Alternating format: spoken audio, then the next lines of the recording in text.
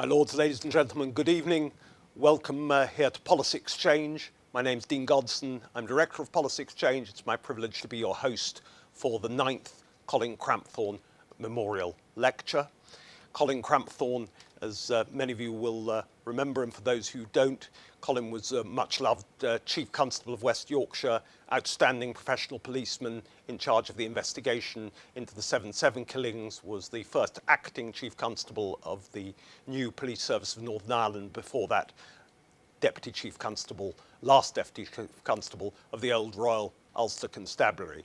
He's still very much missed today, still so very often in our thoughts. We're privileged to be able to welcome his widow, Lynn Crampthorne, here today virtually. I'll welcome them here on behalf of all of you, and also her sons, the late Colin Crampthorne's sons, Edward and Ian.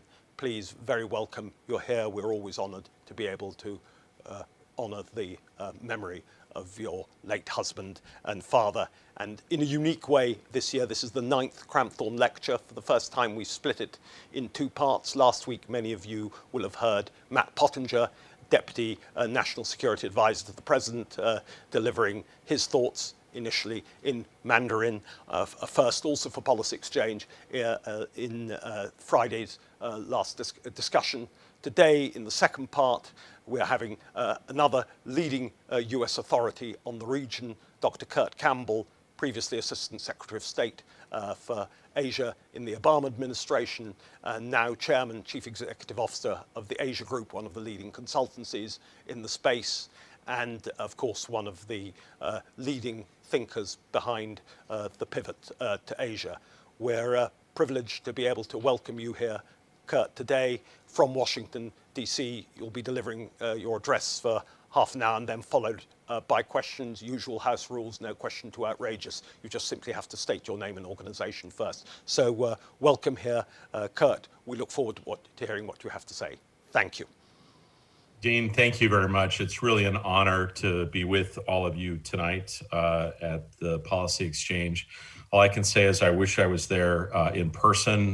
My best years, I was a graduate student at Oxford and lived for many years, worked at the IISS in London. And so it's just a privilege for me to be back. And I'm grateful for the invitation. And it's a particular honor to give the Colin Crampthorne Memorial Lecture and to follow my friend and colleague, Matt Pottinger, who I read his speech carefully yesterday.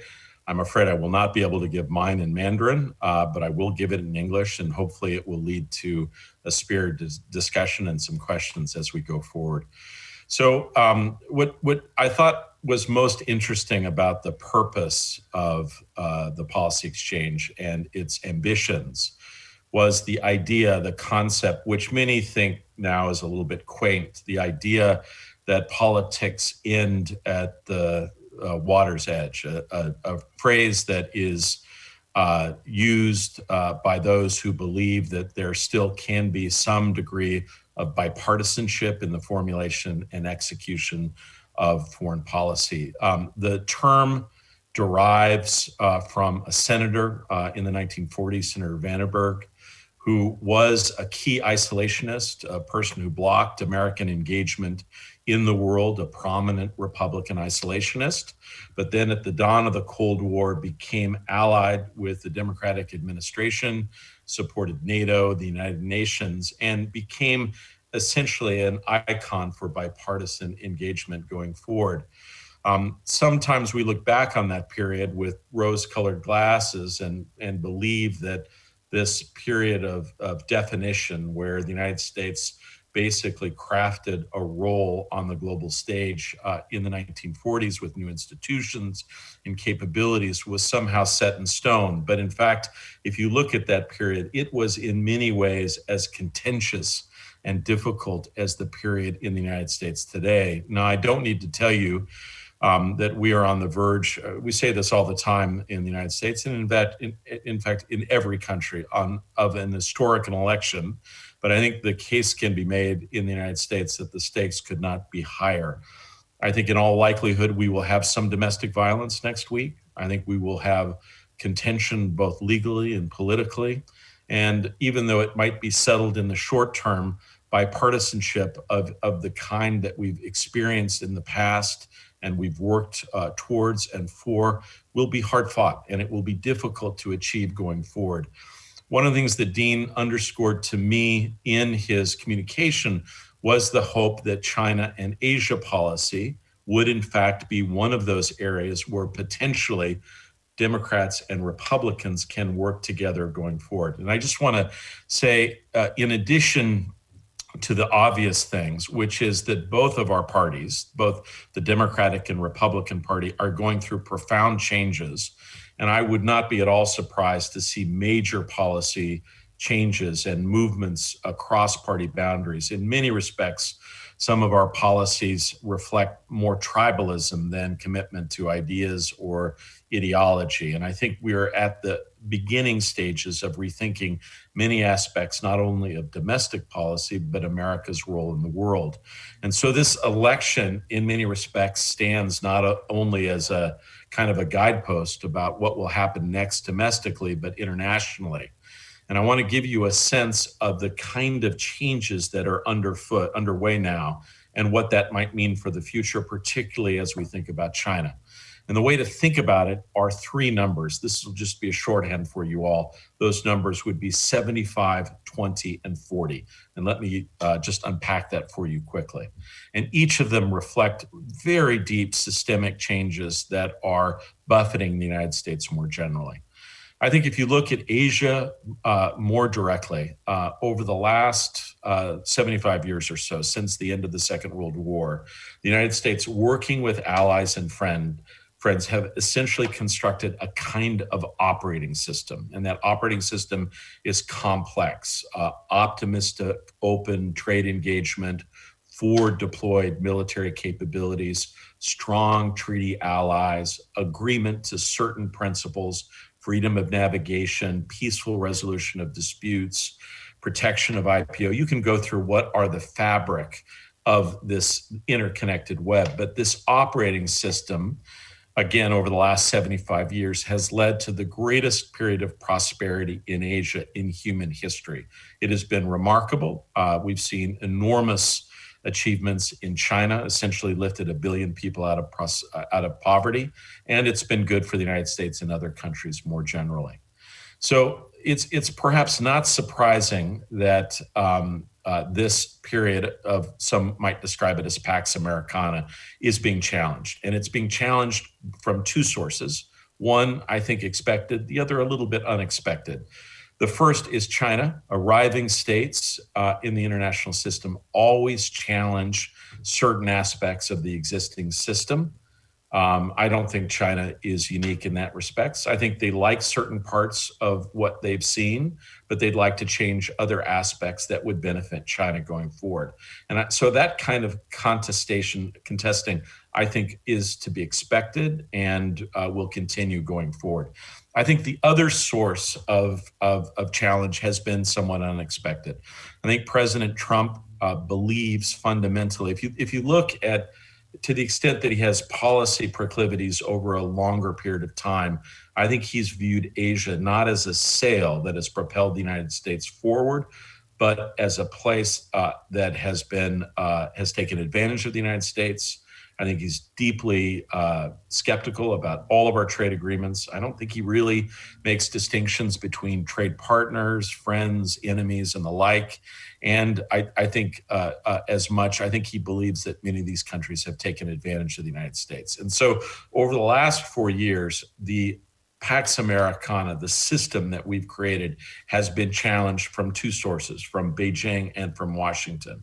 And the question is, going forward, are there elements of this system, for instance, if Vice President Biden is elected, that can be resurrected, continued going forward, or has that been scuttled in ways that will be difficult going forward? My belief is that there are still elements that there's broad buy-in across the region, and it will be possible to resurrect, but it will be challenging going forward. The second number, 20. And this is something that is unusual. Rarely does a country go on such a substantial detour as the United States has gone on.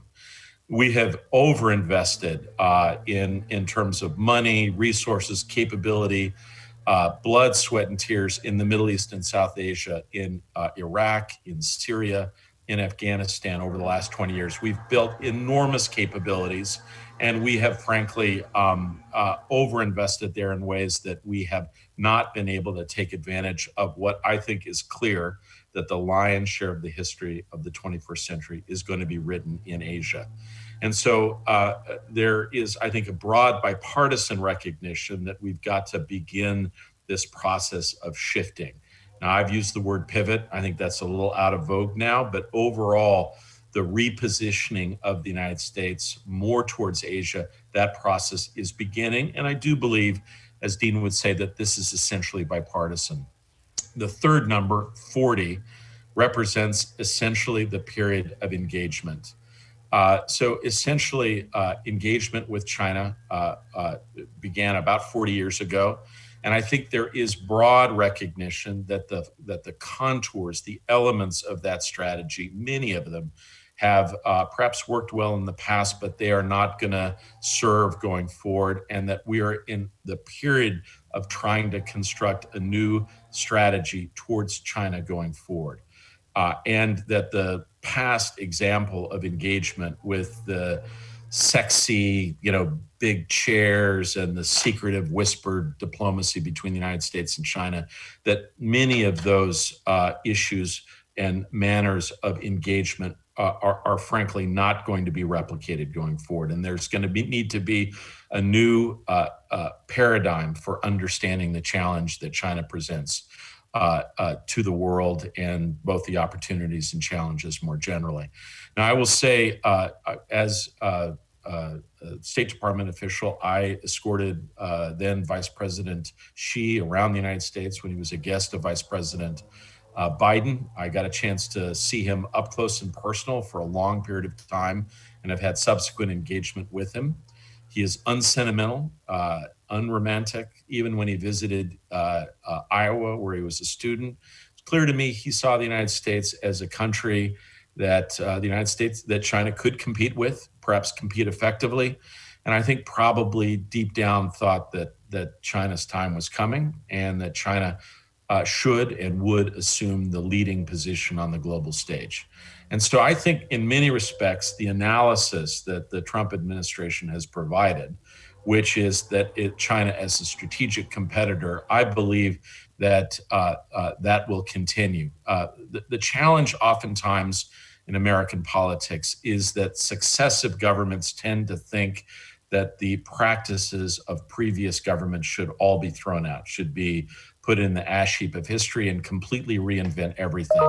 I will say that has been a hallmark of this administration. If Obama did it, Trump would want to do the reverse, even if it was in American strategic interest. I regret that, and I'm hopeful that we will not repeat that if Vice President Biden is elected. I think there are some things that quite different from Europe, by the way. I think most of Europe would prefer a change in government. There are many in Asia that have some attraction to elements of the Trump approach to Asia. And let me just go through a few of those that I'd like to see that we would continue. The first, of course, is a cold-headed assessment of China's ambitions and recognizing that great power politics is going to be with us going forward. The second is I frankly admire the way President Trump conducted some of his diplomacy with foreign interlocutors, particularly in Asia. Look at the long, languid dinners and interactions, golf that President Trump had, for instance, with Prime Minister Abe. I'd like to see that continue. I'd like to see an American president, Vice President Biden, giving Asian leaders face, engaging deeply, working closely with them, not these short, quick in and out meetings that sometimes animate global diplomacy, a more leisurely recognition that face matters so much among our Asian friends and interlocutors. I do think that, again, at the strategic level, some of this is important.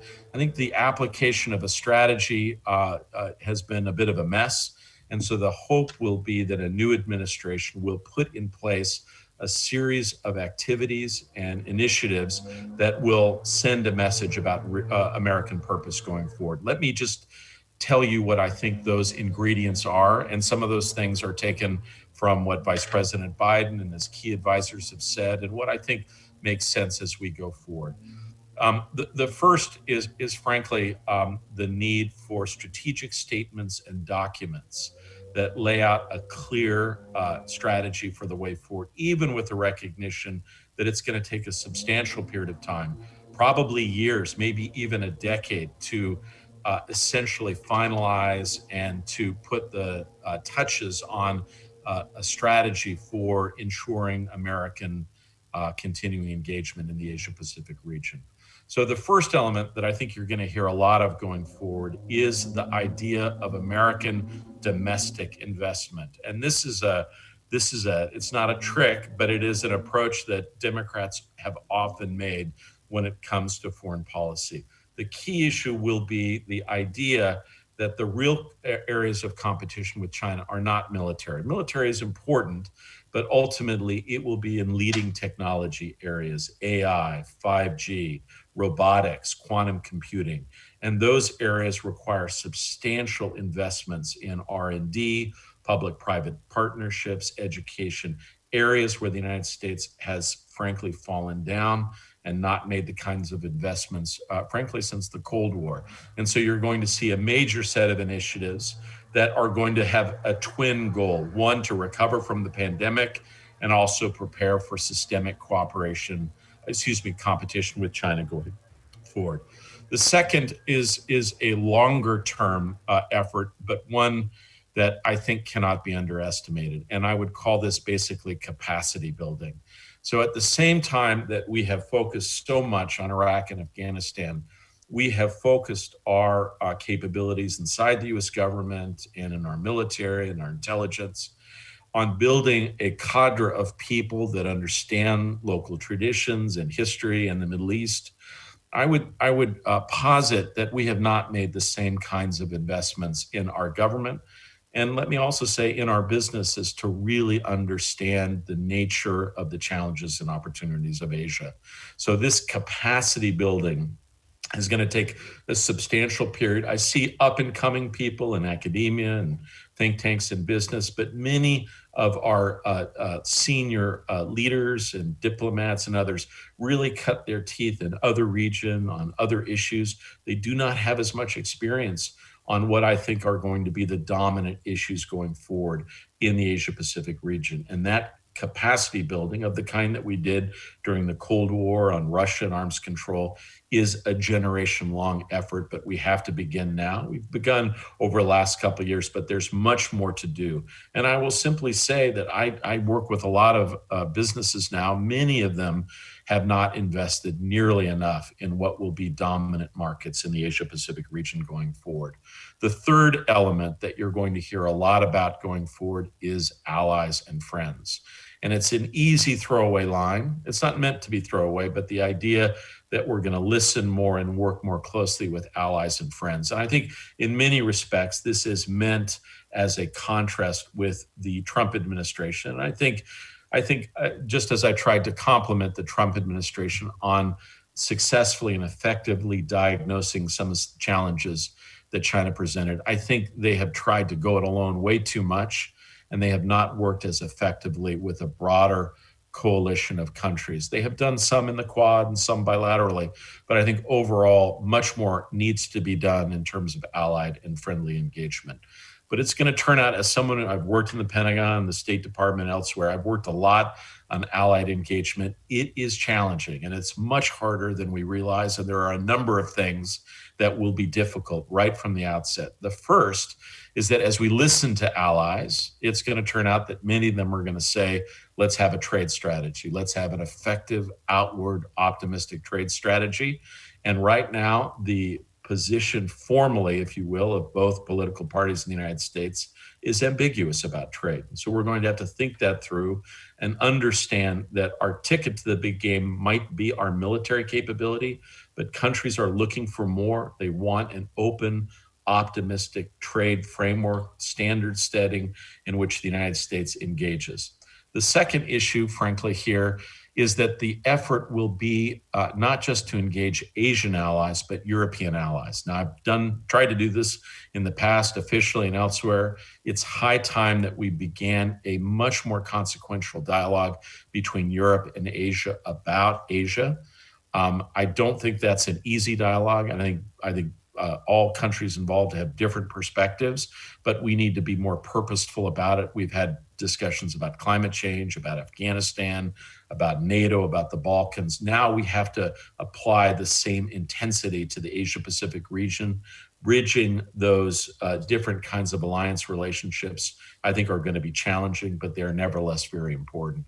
The other thing I will just simply say that, Americans love to talk about listening and taking on board stuff.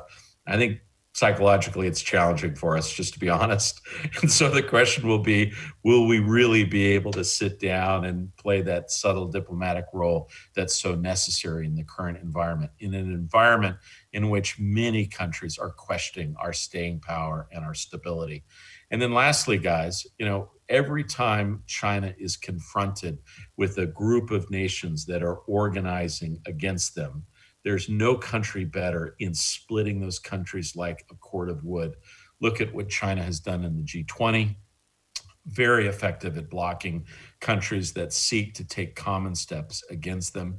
And so do not underestimate how challenging this dialogue with allies will be. I do want to commend the Trump administration on the Quad. More can be done there, but that's not the only place that we need in terms of institution building. And that leads to the fourth area, institutions.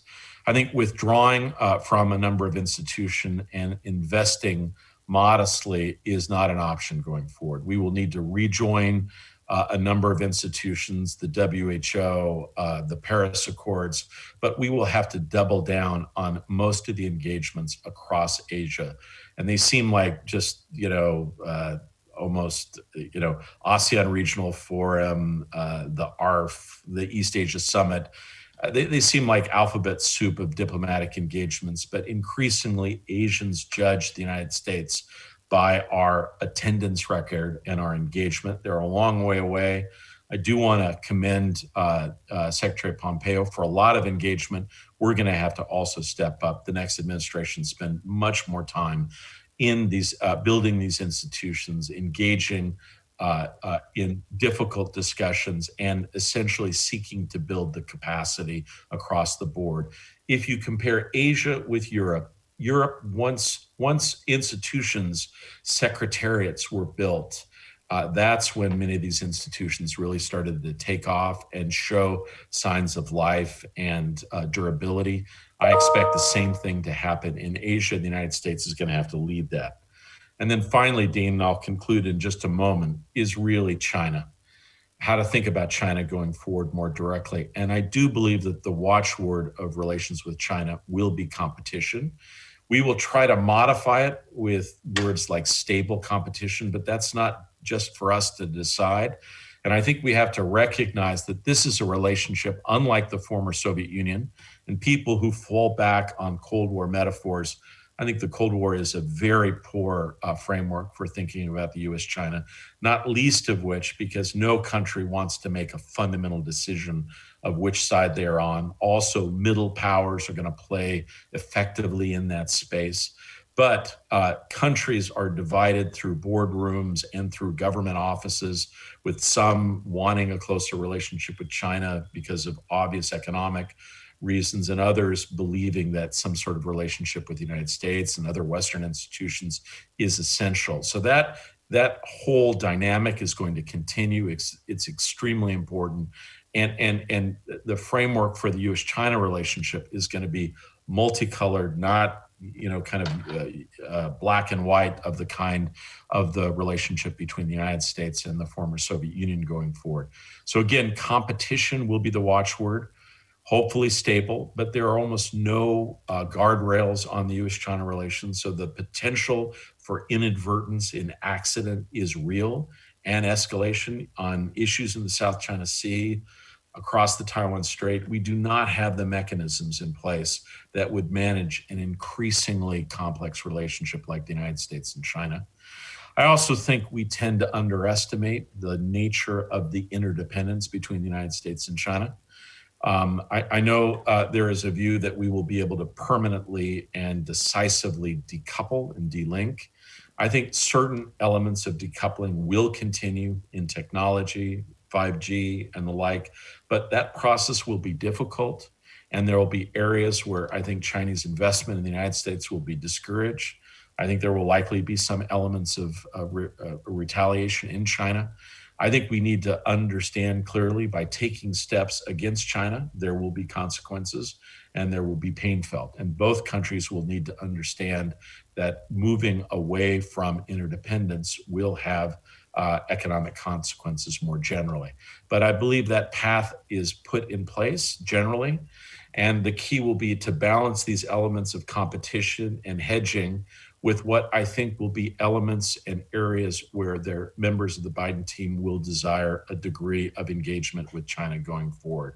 And I think there is a view, Dean, that fundamentally that the existential issues confronting the United States and China, the pandemic, the tail end of the pandemic, hopefully, climate change, proliferation, that they demand a degree, not necessarily of cooperation, but alignment or coordination going forward. The interesting thing about the U.S.-China relationship that I've worked on and with for almost 30 years, is that we have almost no habits of cooperation, almost none.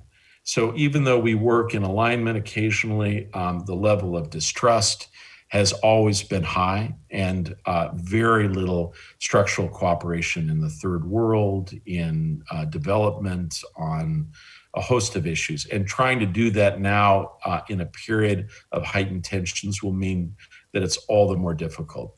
My hope and my belief is that there will be an effort to make clear, after a number of other engagements with allies, to China a desire to work and to try to find common ground. The challenge here is, and I say this with respect, Chinese friends, every interaction is a negotiation, a constant search for leverage. And so we have to recognize that and apply those lessons accordingly. I think there is a tendency in Chinese interactions to view our outreach as a sign that we are an ardent suitor, and we have to be careful about this. The fact that China works with us on climate change is not a favor to the United States or the world. It is in its own clear strategic interest, and that's going to be important for us to underscore as we go forward. But finally, I will just say that the biggest issue, friends, the biggest issue for the United States is to dispel views and concerns and hopes, frankly, in China that are across every boardroom and every prime minister's office and leaders' close set. And that is a view that the United States is in the midst of a hurtling decline, and that the combination of a tragic performance on the pandemic, horrible social divisions in the United States, and, as I said, Dean, at the outset, reevaluating American purposes in the world suggest an America that is, in many respects, withdrawing from global politics. I comfort myself by remembering that this is not the first time that this has happened. During the Korean War, during the height of the Vietnam War, during the end of the Cold War, during the financial crisis in the 1990s, and more recently during the global economic crisis, each time there was voices in Asia that suggested that the United States was down and out for the count, and that we were not going to be able to play the leadership role that we had in the past. And each time we managed to either reinvent ourselves, recommit, find new areas of innovation, and continue to play a leading dynamic role. I will say that the challenges this time are greater than in the past. More domestic challenges, more of an international challenge with the arrival of China on the international scene. But my hope is that, in fact, the United States can find the courage, the cunning, the effectiveness to continue to play a leading role with our allies and partners in the Asia-Pacific region going forward. The only way that we will be successful is, as your mission exemplifies, that we do find some composure and commitment at the water's edge to work together as Democrats and Republicans and allies on common purpose going forward. As we sit on the verge of a deeply historically consequential election, the jury's still out whether we're going to be able to do it. My belief fundamentally is that we are. That's why I went into this business. And my hope is that working with allies and friends and with people who are like-minded and supportive on calls like this, accept the challenge, work together to make the Asia-Pacific region continue to flourish and the American and Western role continue to thrive. Thank you very much, Dean. I'll stop there and take questions. Thank you, Kurt, for an outstanding presentation. If I just ask our distinguished audience, please, to stick your electronic hands up so we can see who wants to ask questions, get a flavour of the pace at which we need to take the questions. That would be hugely welcome. Thank you. Our first questioner is our distinguished Chairman of Trustees, Alexander Downer, previously High Commissioner of Australia in this country and longest serving Australian Foreign Minister in this country's history, known to you, Kurt Alexander. Yes, of course, it's nice to make contact with you again after a few years gap, but I was very impressed with the talk that you've just given, and I thought it was very encouraging. I know that you're aware that Australia itself has been very exposed in recent times to China and Chinese aggression, and that's been a major problem for Australia. I was wondering whether a Biden administration would have a sense of trying to build a concept of greater collective security for, if you like-minded countries, particularly democratic or quasi-democratic countries in the Asia-Pacific region. And in that context, do you think a Biden administration would reverse the decision of the Trump administration to withdraw from the Comprehensive and Progressive Trans-Pacific Partnership, used to be called the TPP? Ambassador Downer, first of all, let me just, Dean, if I can, just compliment, you've got a great team. Minister Downer was a tremendous foreign minister, very purposeful, incredibly effective representative of Australia, and has always sort of been on the cutting edge of thinking about Australia's role in the world. I think what he describes is, frankly, a dramatic sea change, at least by my accounting, that has taken place in Australia just in the last couple of years. One of the things that's interesting as an American who deeply loves Australia and works with Australia, I found for decades, Australian friends generally thought that the United States was too hard on China and that there was too much risk of conflict and that we needed to figure out how to work with China. And that was often the consequence of an elite in Australia. Many were involved in the provision of the wherewithal for the Chinese economic miracle, all the natural resources and the like. I think what's happened, what Alex is referring to in the last couple of years, is a dramatic sea change with a recognition of Chinese activities inside of Australian domestic politics and the like. And I think more recently, the example of Chinese wolf, warrior diplomacy against Australia and the steps that they've taken on barley and the like are particularly unfortunate. And so largely as a result, Australia has never had the problem of being able to make sure that its views are known in a bipartisan way in both Democratic and Republican circles in Washington. But others in the region are doing more of this. And so what we are hearing, of course, from all of these countries is that the situation has changed rather substantially, dramatically. That in recent months, you've seen a range of steps, not just against Hong Kong, but Australia. We've talked a little bit about wolf warrior diplomacy in Europe. the border incursions against India, we're facing something much different, and that there is both a security and political imperative of the United States being absolutely clear about standing with allies. And that means Australia, Japan, and others. And in addition, countries that are not quite allies, but quasi, like India. We're working more closely with Vietnam and others to make clear to those countries that the United States is going to be purposeful and engaged. So, Alex, I think my view would be that that message has been heard and made very clear. And I think it basically accords with where Vice President Biden is as well. And so I know quietly there are some concerns somehow that the United States is going to go back to this, soft diplomacy that we've seen in various administrations. And this is a bipartisan phenomena, but that there's not going to be a recognition of how much Asia's changed. I think most of those are misplaced. There is a profound, deep understanding that we're in a period of deep strategic competition, and that standing with and by allies, and also engaging first with allies to get their assessment of the regional situation, what the challenges and opportunities are, whether it's in the Pacific or likewise, are going to be of central importance. Alex, I wish I could give you a comforting and clear answer on what's next on trade. The truth is, I do not know.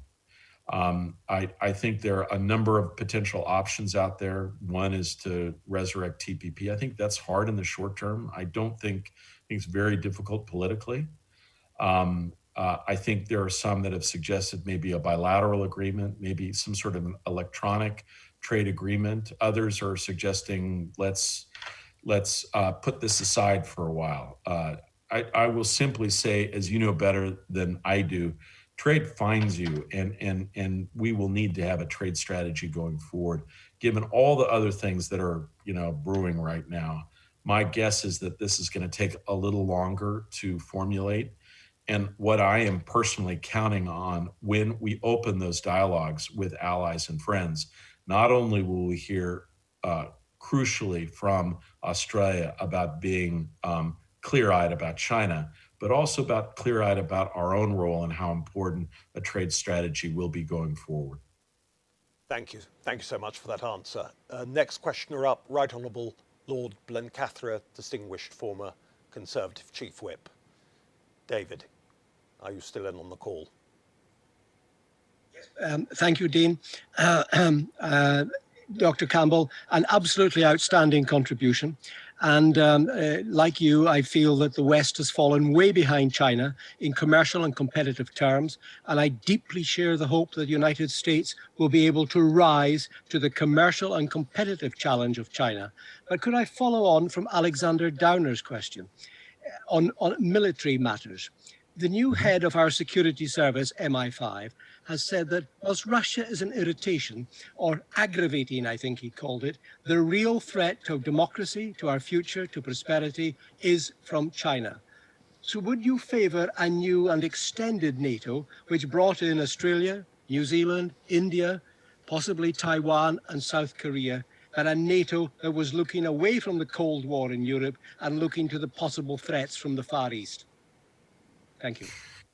It's a really interesting idea, and I've heard some discussion of it. I would simply say that it probably, the first step is to bridge the gap that exists. There is a very elaborate culture and history and sociology of American diplomacy with Europe. And likewise, there is a engagement of the United States that is largely bilateral with a series of countries in Asia. Alex has talked about Australia, probably our closest ally right now, but also Japan, South Korea, and then Philippines and Thailand. We tend to, even though there are some signs of collective engagement, we tend to engage most of these countries on a bilateral basis. And so the first steps I would suggest are simply going to be opportunities for collective dialogue, sharing of views, aligning principles for modalities on both trade, defense, and the like. My experience, and this would be something Secretary Down and I both experienced this in the 90s when he was foreign minister. There was an attempt to build a defense ministerial in Asia. And it was fascinating to see all the efforts that tried and failed for a host of reasons. And one of the most important has been that diplomacy, multilateral diplomacy in Asia, does not begin with the alliances. It begins in Southeast Asia with ASEAN. I know for those who don't follow this, but it's intricate, and that's been the agreement going forward. Now, ASEAN is less united than it has been in the past, largely because of China. I think it would be challenging just to move directly into some sort of formal alliance discussions. And I think it's much more likely that we would stumble in that effort. And so I'm generally pretty ambitious when it comes to what to try more generally. I'm for taking some careful steps. I'd like to see Five Eyes to, involve more Asian engagement. I do believe that there are opportunities for Europe and Asian countries and allies to work together. But I think towards a formalized, defense pact, I think, Lord, I think we're a ways away from that. And frankly, I think many countries in Europe would resist that right now. I don't think they're quite there. I think some countries would say, look, we have to have a common front, but if we take these steps, we're going to make China an enemy. And I think you're likely to hear that from voices in continental Europe. And so the key here is that listening component with allies. And the United States is going to have to niftily and carefully both lead, listen, follow on occasion. That's a multi-year process. And we have to do it in a period where we're convincing other countries that we have our own house in order, which we do not right now. So just this is a classic example of what's going to be necessary in diplomacy going forward. Just want to conclude with this. There's so many good books to read about how to think about this period ahead. Often people in the United States refer to Kissinger's great books on diplomacy and on China for sort of a framework about how to think about the challenge of Asia. I would hearken back actually to another book that is extraordinarily insightful about how to think about the diplomatic challenges. His first book, when he wrote as a kid, I think just graduating from college, called A World Restored, about the tail end of the European system and how Metternich kind of weaved it back together again to give it its last stages of survivable health. I think the United States is going to have to really maneuver carefully. And what's going to be critical here is not overstepping, but also not being comfortable with just, a careful status quo as well. That really requires the knowledge of the region, the tolerances of the countries that you're dealing with. That just is something that only experience can bring, and the counsel of good allies and friends. Thank you. Baroness Faulkner, independent member of the House of Lords and distinguished member of Policy Exchange's Indo-Pacific Commission. Next question. Can you hear me, Baroness Faulkner? Yes, I can. Thank you, Dean. Thank you, Dr. Campbell, for a really comprehensive and thought-provoking discussion this afternoon.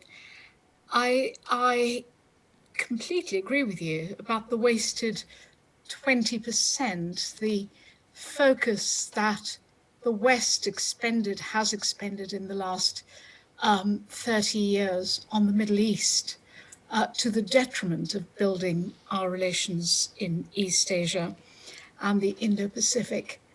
I also would make complete common course with you on the reluctance to securitize our new forays through the expansion of NATO.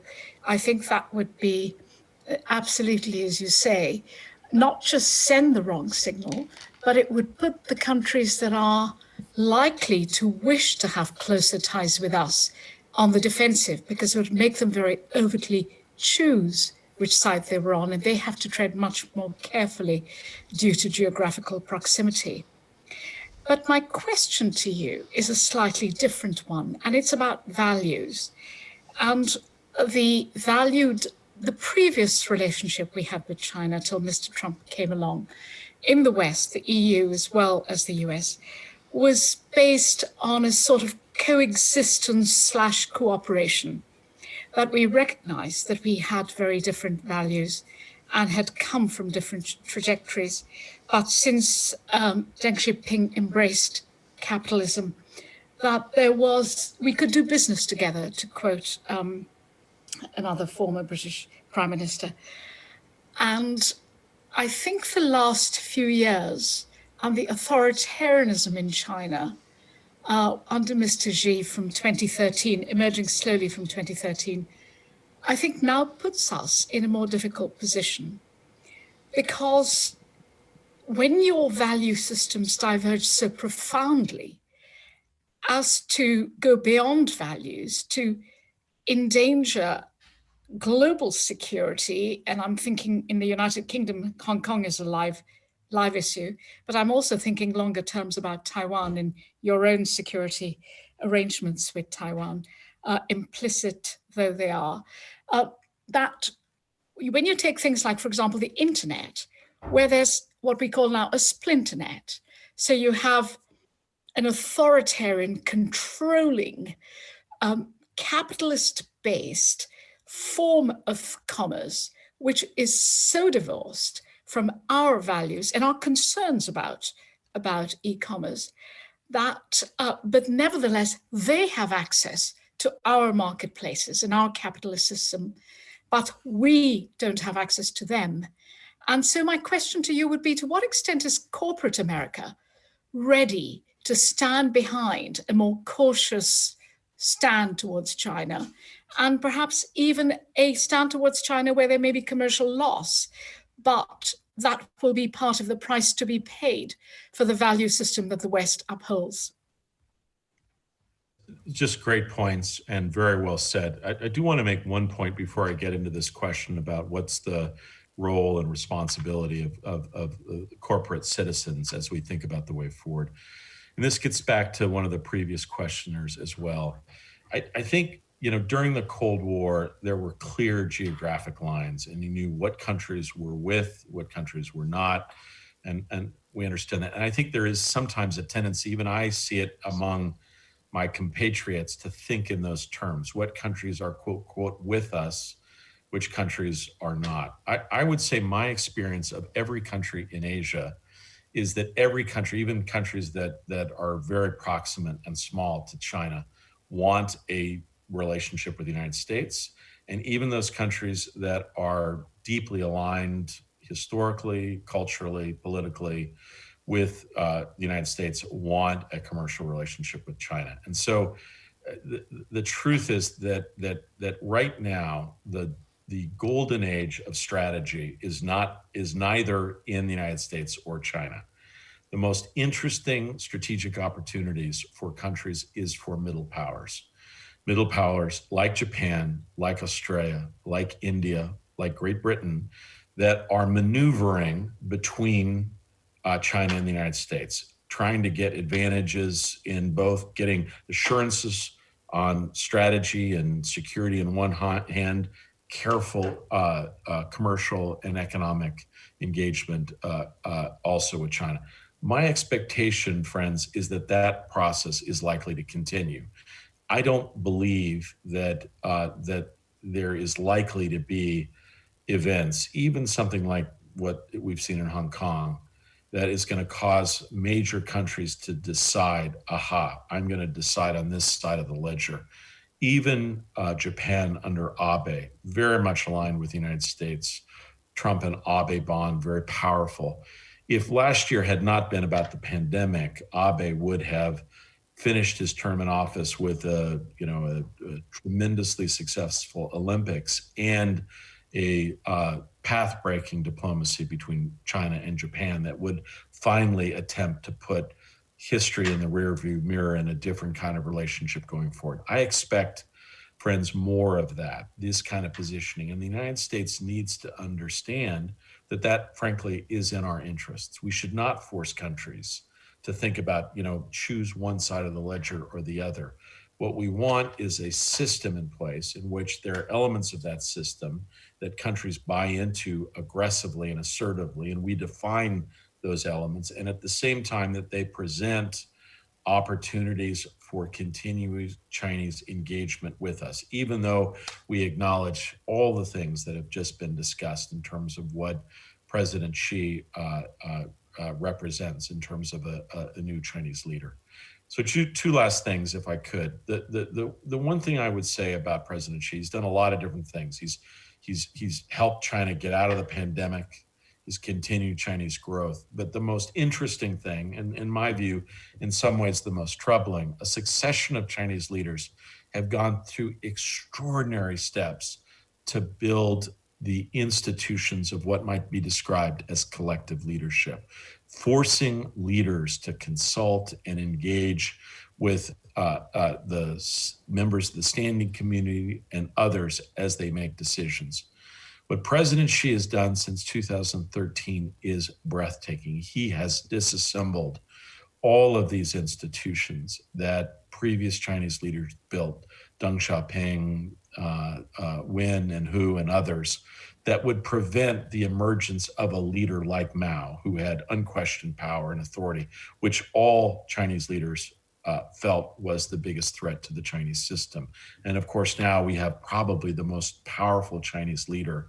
And so sometimes it's not clear if what we are seeing are just the proclivities of one person with very little, connection with the Chinese bureaucracy, or in fact, if he represents a larger sway or trend in Chinese foreign policy and domestic policy. And the jury is still out on that more generally. I will say, just to your direct question, I spend a lot of time with American firms, and I will tell you that the number one issue with most American firms is how to think about China going forward. And the answer to your very good question is it depends. It depends on what sector and what segment of the economy they're in. If you're a company that provides goods, if you're a Starbucks, for instance, I'm just naming that company, you're watching whether there are any evidence of boycotts against your brand. If you're a technology company, you're thinking about relocating because you're very worried about what the future brings, and you're looking carefully at India, at Malaysia, and most specifically at Vietnam. And you're also thinking about bringing some capacities back to the United States. If you're in manufacturing, you're hoping against hope that you have the right joint venture partner and figuring out the way forward. But every international company is watching anxiously. All want a tougher approach that seeks a degree of reciprocity and protection of intellectual property rights. Each company does not want to be made an example. They want a trade association or a government to handle this for them because they're wary and worried about retribution. And so, the question fundamentally will be, is China prepared for a degree of reciprocity, not just in business, but in terms of journalists and numbers of diplomats? And they have frankly been allowed to get away with uneven activities in which they've taken advantage, as you so ably described, of the openness of the Western system. Now, I believe those days are largely gone. They're numbered. And China will either have to withdraw into itself or adjust to a West that has increasing demands for openness. And I think the jury is still out about whether China's going to be prepared to take those steps. The first step in that effort, though, is to show a united West that we are serious about those things. And I think right now the Chinese are still not sure. Thank you. Hans Battiger, Vice President of the British-Canadian Chamber of Trade and Commerce. You have a question. Gone. Thank you. Just if I can ask a question on Chairman's privilege for a moment, because I think time is short and just a couple of moments left of your time. You've described the self-evident courtesy of the exchanges between yourself and Matt Pottinger still might surprise people here in this country in an era of greater polarization within the United States. And considering the magnitude of the issues, the fact that China obviously was a controversial subject for years in the US, who lost China question and so on. People might be very surprised by that. And I'm just interested to reflect why, despite the controversial nature of so many of these questions, there can still be this measure of consensus at the moment in the US on the subject of China and the wider Indo-Pacific. Yeah. Why question? Yeah, it's a great question, Dean. The irony is I'm a relatively bipartisan person. I think if you pose this questions to partisans, either Republican or Democrat, they would immediately resist that characterization, saying, no, my policy's smarter. Those guys did it wrong. They'll give up the shop, all of that stuff. But I think the real truth is that this is an overriding challenge to the United States that is going to require deep conceptual thinking and all hands on deck. And in that respect, neither party has cornered the market on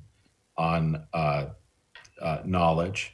And as important, Dean, I will say again, the most interesting debates on this may not be between the two parties. There may be areas of broad consensus among certain elements in both parties, but it's within both parties you're going to find elements. I believe that there are elements within the Republican Party that still support an internationalist approach, and there are others that are more nativist and less interested in American leadership and would prefer a different kind of nativist stance on the global stage, and similar trends in the Democratic Party more generally.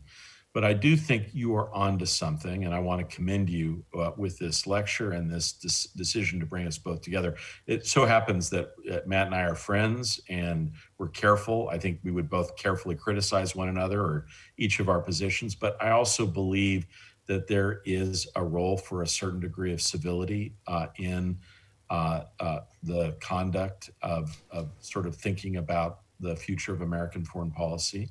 And I'm grateful. I know of no other dialogue like this right now. And of course, we have to go to London to do this, but I'm grateful that you've done it. And I think it's a good first step.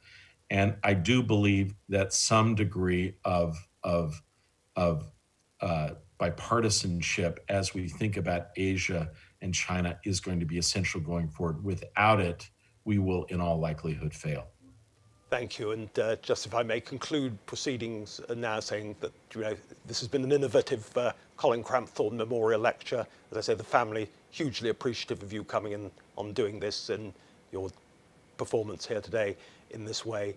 Just to say we'll be keeping the flag flying in this space. You've done honour to the memory of our fallen and friend who left us too early.